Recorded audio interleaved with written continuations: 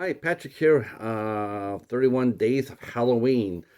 This is day 22. Let me see. Day 22. Uh, so yeah, we had a we had a rough time with day 21. So we need to get back on track in the worst possible way. So what better way to go back than to go back to some roots? And me and the Cheetah, we watched Godzilla versus King Kong, 1962. That's right. We went back old school style.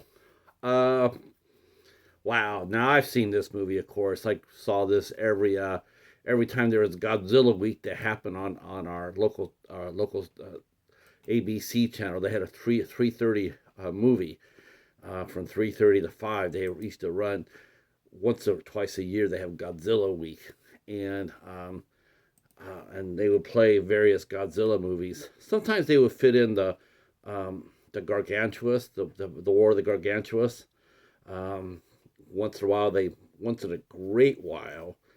In fact, I can only think that happened a couple of times where they would fit in a Gamera movie, but most of the time it was just strictly Godzilla. Um, so I had not seen this for a while,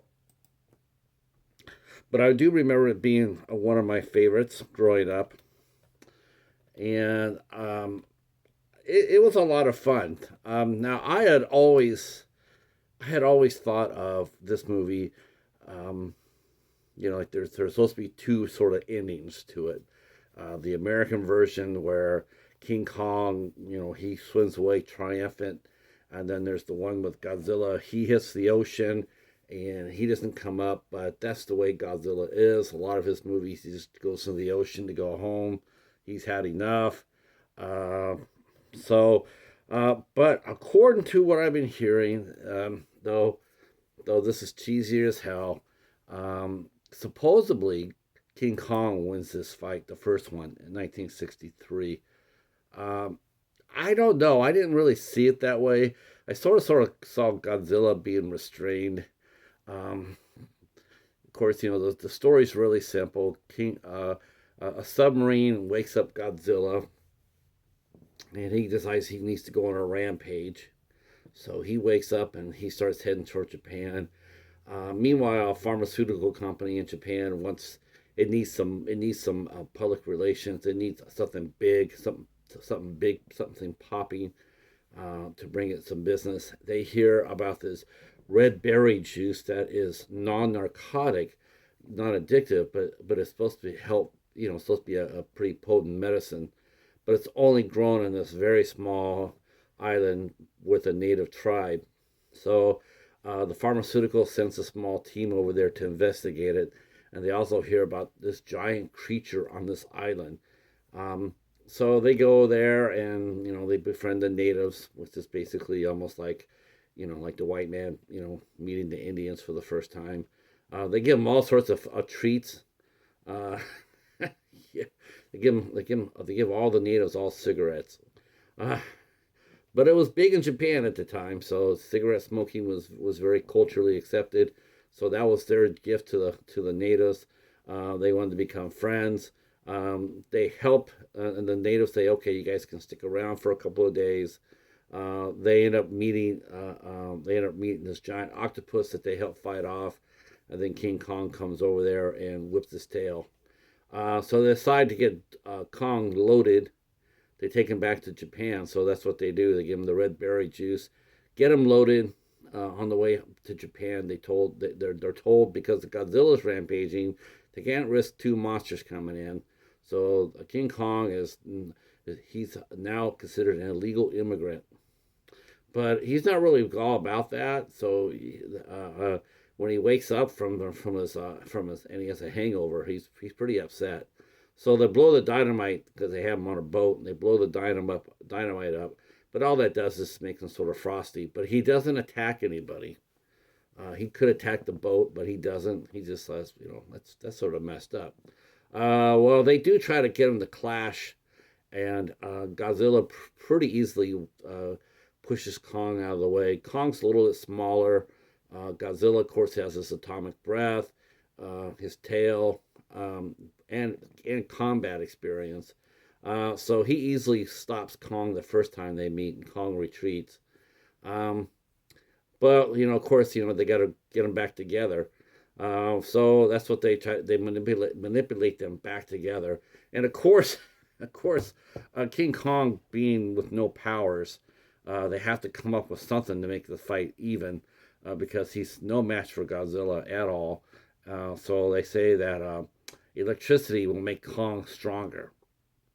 Now, I believe this is before Godzilla fought Gabrera, uh, where Gabrera is a monster. I think in Godzilla's Revenge, um, where he has electricity for powers too, and it doesn't affect Godzilla at all. But I think that movie came after this one, 1962's Godzilla versus Kong. So they had to come up with something to even the playing field. Godzilla seemed to be afraid of electricity, and King Kong seemed to thrive on it. Um, this would have been pretty cool, if we would have had a great fight. But man, the fighting scenes in this, like a lot of times in a lot of the Japanese movies, they always wait till the end. But they really wait till the end on this one. We're talking like the last 10 minutes of the fight of the movie, of a 90-minute movie, is when we see the battle royale.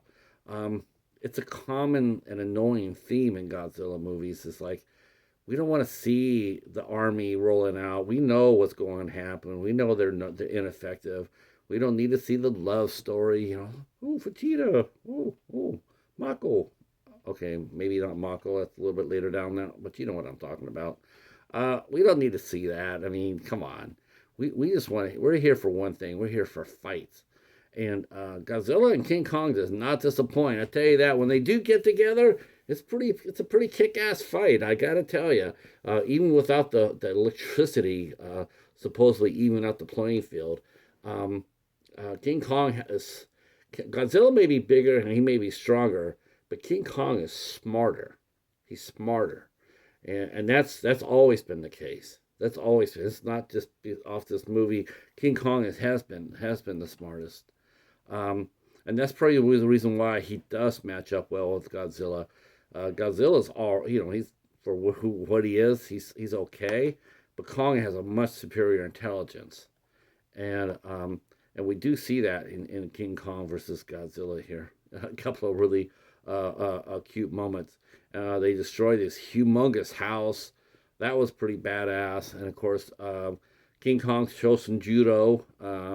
Godzilla doesn't really seem to have much of a personality in this one, but that's all right.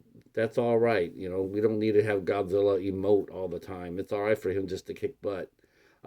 So they both end up rolling off a cliff into the water, into the ocean, and that's where the movie ends. It ends with King Kong.